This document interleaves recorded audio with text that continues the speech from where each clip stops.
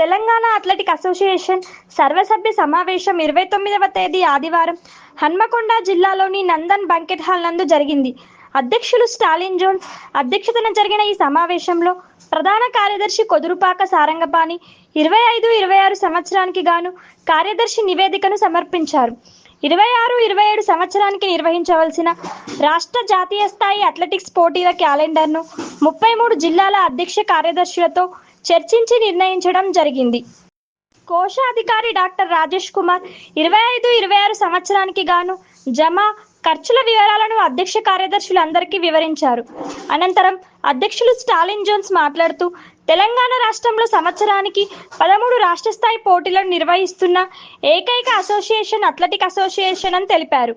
కార్యనిర్వహణ కార్యదర్శి పగడాల వెంకటేశ్వరరెడ్డి మాట్లాడుతూ 33 జిల్లాల అధ్యక్ష కార్యదర్శుల సమిష్టి కృషితో ఇన్ని విజయాలు సాధిస్తున్నామని అన్నారు. ఈ కార్యక్రమంలో ఉపాధ్యక్షులు Mypal, Mahidhar, Ratnakar, Narala, Warangal athletic association chairman Gattam Mahesh Babu, అధ్యక్షులు Kishan, Telangana athletics chief coach Gous, age verification committee chairman Manoj Kumar, technical committee convener Somashekar, అంతర్జాతీయ అథ్లెట్ నాగమణి, వివిధ జిల్లాల అధ్యక్ష కార్యదర్శులు తదితరులు పాల్గొన్నారు.